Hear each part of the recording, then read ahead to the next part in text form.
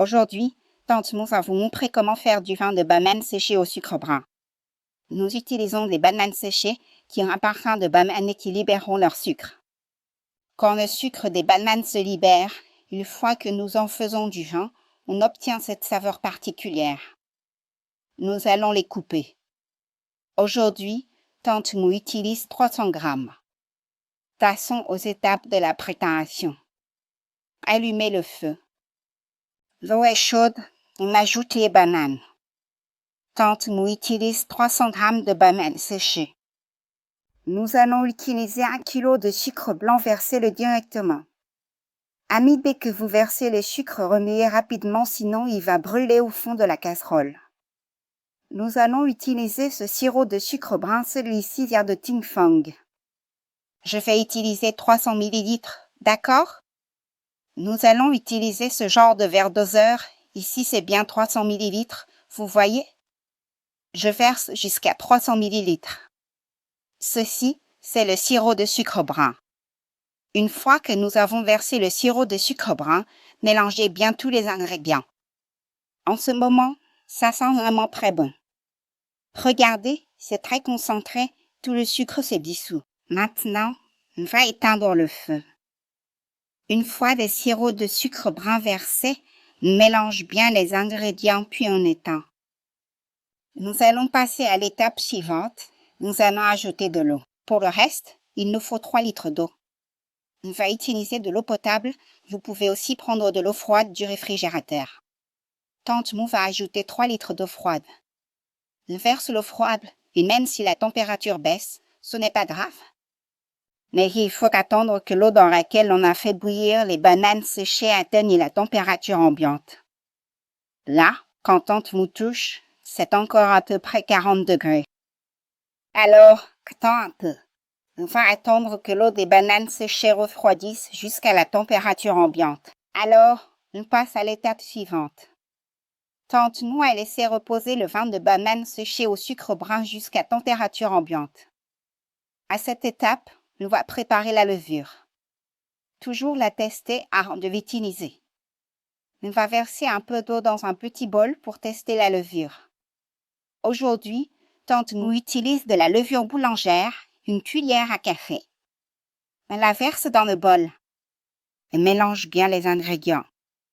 Maintenant, on va laisser la levure agir un moment. Ensuite, on versera le vin de banane séché dans le fût de fermentation. Voilà, votre levure a bien moussé comme ça.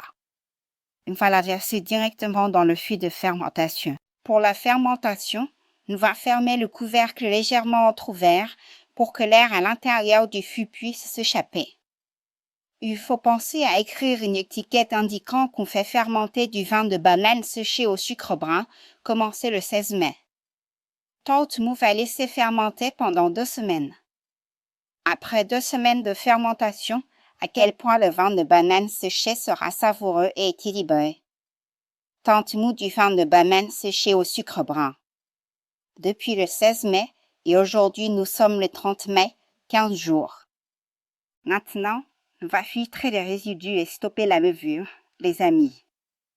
L'odeur est vraiment délicieuse. L'odeur de la banane séchée mélangée à celle du sucre brun, ça se marie vraiment bien, les amis. On va filtrer à travers une passoire, d'accord? Ensuite, on va stopper la levure. Pour ceux qui font leur propre banane séchée, c'est encore mieux parce qu'on peut contrôler le niveau de sucre. Aujourd'hui, je n'ajouterai pas de sucre du tout, parce que le goût qu'on a testé est déjà parfait comme ça. Mais si, en goûtant, vous trouvez que votre vin a un goût amer ou désagréable, je vous conseille de corriger cela en ajoutant du sucre roux ou du sucre blanc, selon la couleur de votre vin. Ajoutez environ 20 à 50 grammes, pas plus, car on ne veut pas que le vin soit trop sucré, sinon il ne sera pas bon. Aujourd'hui, nous allons stopper la levure à 45 degrés, les amis. Si vous suivez exactement la recette de Tante Mou, ça sortira parfaitement à chaque fois, les amis, il n'y a rien à ajouter ou à modifier. J'ai écrit toutes les quantités des ingrédients sous la vidéo, alors allez voir. Voilà, en ce moment, on a mesuré qu'il fait 44,4 degrés, Donc on va éteindre la cuisinière. Tante Mou a déjà éteint la cuisinière. On va laisser le vin reposer jusqu'à ce qu'il soit à température ambiante avant de passer à l'étape fermentation. Il ne faut surtout pas verser le vin dans le fût de fermentation. Si le vin est encore trop chaud, il va s'évaporer et former de la buée blanche, ce qui donnera une odeur désagréable à votre vin. Cela peut rendre le vin nauséabond, donc il faut absolument attendre que le vin soit à température ambiante. Je reviendrai vous donner de nouvelles une fois que le vin sera à température ambiante, alors restez à l'écoute. Après avoir laissé reposer le vin de Balmain séché au soleil avec du sucre brun jusqu'à ce qu'il atteigne la température ambiante, passons à l'étape suivante. Nous allons le verser directement dans le fût de fermentation. À l'étape de la fermentation, fermez bien le couvercle du fût, les amis. N'oubliez pas d'étiqueter le vin, type et date. Tante Mou va le faire fermenter à température. Dans une pièce, 7 à 10 jours.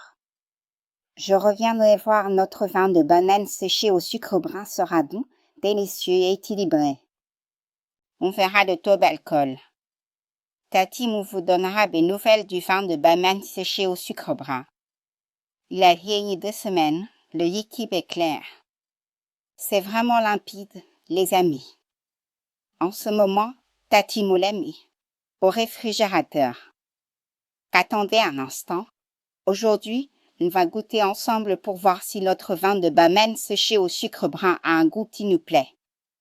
Regardez la couleur, ça donne envie, non? On va goûter tout de suite. Oh là là, les amis, c'est puissant, l'arôme monte direct comme nez. C'est délicieux, bien équilibré et super intense. Vous voyez, c'est comme ma banane séchée, vous imaginez? Ça sent super bon, c'est parfumé et sucré naturellement. Et là, j'ai utilisé du sirop de sucre brun pour faire ressortir encore plus la saveur et l'intensité de la banane séchée. Franchement, c'est vraiment délicieux. Je vous le dis, l'odeur monte direct au nez. Si vous regardez la vidéo de Tata Mou et que vous aimez ce que vous voyez et que vous trouvez utile, n'hésitez pas à liker pour soutenir Tata Mou et partager la vidéo. Tata Mou vous autorise à la partager largement, comme ça les autres membres pourront apprendre la façon de faire du vin. Je salue tous mes fans, que vous soyez à l'étranger ou en Thaïlande, prenez soin de votre santé. Cette vidéo s'arrête ici. À la prochaine fois. Au revoir.